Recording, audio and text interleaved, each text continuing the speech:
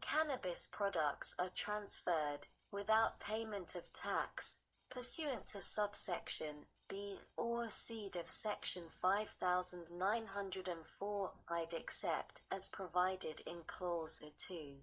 The transferee shall become liable for the tax upon receipt by the transferee of such articles, and the transferor shall thereupon be relieved of their liability for such tax. And 2. In the case of cannabis products, which are released in bond from customs custody for transfer to the bonded premises of a producer, the transferee shall become liable for the tax on such articles upon release from customs custody. And the importer shall thereupon be relieved of their liability for such tax. B. Return to bond. All provisions of this chapter applicable to cannabis products in bond shall be applicable to such articles returned to bond upon withdrawal from the market, or returned to bond after previous removal for a tax-exempt purpose. B. The method of payment of tax. 1. In general. Taxes paid on basis of return. The taxes imposed by Section 5901 shall be paid on the basis of return. The Secretary shall, by regulations, prescribe the period or the event to be covered by such return, and the information to be furnished on such return. B. The application to transferees. In the case of any transfer to which subsection A2 applies, the tax under Section 5901 on the transferee shall, if not otherwise relieved by reason of a subsequent transfer to which such subsection applies, be imposed with respect to the removal of the cannabis product from the bonded premises of the transferee. Seed postponement. Any postponement under this subsection of the payment of taxes determined at the time of removal shall be conditioned upon the filing of such additional bonds, and upon compliance with such requirements, as the Secretary may prescribe for the protection of the revenue. The Secretary may, by regulations, require payment of tax on the basis of a return prior to removal of the cannabis products where a person defaults in the postponed payment of tax on the basis of a return under this subsection, or regulations prescribed thereunder. D. Administration and penalties. All administrative and penalty provisions of this title, insofar as applicable, shall apply to any tax imposed by Section 5901. 2. Time for payment of taxes. In general. Except as otherwise provided in this paragraph, in the case of taxes on cannabis products removed during any semi-monthly period under bond for deferred payment of tax, the last day for payment of such taxes shall be the 14th day after the last day of such semi-monthly period. B. The imported articles. In the case of cannabis products which are imported into the United States, the following provisions shall apply. In general. The last day for payment of tax shall be the 14th day after the last day of the semi-monthly period during which the article is entered into the customs territory of the United States. 2. A special rule for entry of warehousing. Except as provided in Clause 4, in the case of an entry for warehousing, the last day for payment of tax shall not be later than the 14th day after the last day of the semi-monthly period during which the article is removed from the first such warehouse. 3. Foreign trade zones. Except as provided in Clause 4 and in regulations prescribed by the Secretary, articles brought into a foreign trade zone shall, notwithstanding any other provision of law, be treated for purposes of this subsection, as if such zone were a single customs warehouse. 4. Exception for articles destined for export. Clauses A2 and A3 shall not apply to any article which is shown to the satisfaction of the Secretary to be destined for export. Seed cannabis products brought into the United States from Puerto Rico. In the case of cannabis products which are brought into the United States from Puerto Rico, and subject to tax under Section 7652, the last day for payment of tax shall be the 14th day after the last day of the semi-monthly period during which the article is brought into the United States. D. Special rule where due date falls on Saturday, Sunday, or holiday. Notwithstanding Section 7503, if, but for this subparagraph, the due date under this paragraph would fall on a Saturday, Sunday, or a legal holiday, as defined in Section 7503, such due date shall be the immediately preceding day, which is not a Saturday, Sunday, or such a holiday. E. A special rule for unlawfully produced cannabis products. In the case of any cannabis products produced in the United States at any place other than the premises of a producer that has filed the bond and obtained the permit required under this chapter, tax shall be due and payable immediately upon production. 3. Payment by electronic fund transfer.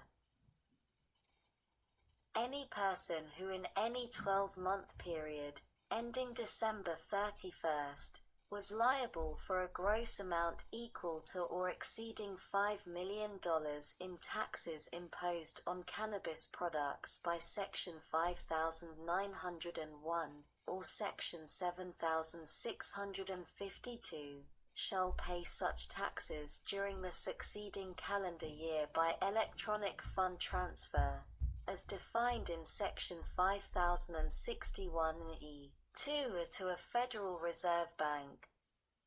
Rules similar to the rules of Section 5061, E3 shall apply to the $5 million amount specified in the preceding sentence. C. Determination of price. -1 A constructive sale price. -ab in general. If an article is sold directly to consumers, sold on consignment, or sold otherwise than through an arm's length transaction, but less than the fair market price, or if the price for which the article sold cannot be determined, the tax under Section 5901 shall be computed on the price for which such articles are sold, in the ordinary course of trade, by producers thereof, as determined by the Secretary. B. Arm's length. -by in general. For purposes of this section, a sale is considered to be made under circumstances otherwise than at arm's length if the parties are members of the same controlled group, whether or not such control is actually exercised to influence the sale price, or the parties are members of a family, as defined in Section 267C4, or the sale is made pursuant to special arrangements between a producer and a purchaser. 2. Controlled groups. -I in general.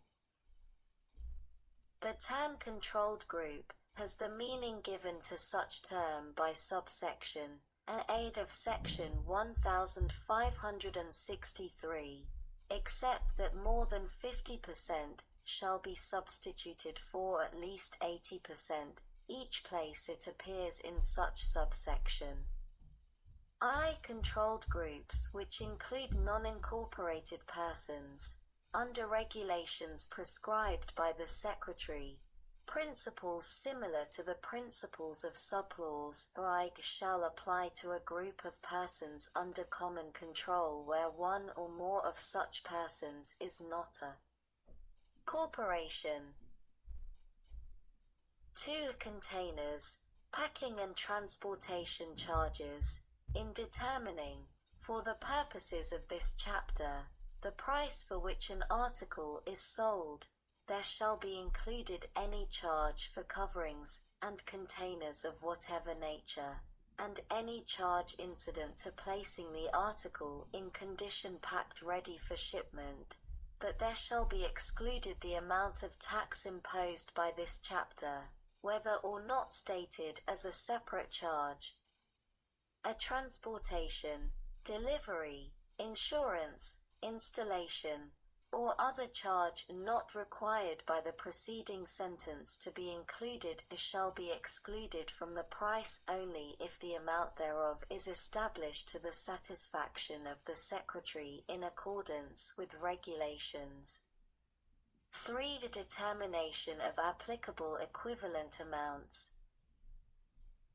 Paragraphs 1 and 2 shall apply for purposes of Section 5901 cedes only to the extent that the Secretary determines appropriate. Deed partial payments and installment accounts. 1. Partial payments. In the case of a contract for the sale of an article wherein it is provided that the price shall be paid by installments, and title to the article sold does not pass until a future date notwithstanding partial payment by installments, be a conditional sale, or a cedar.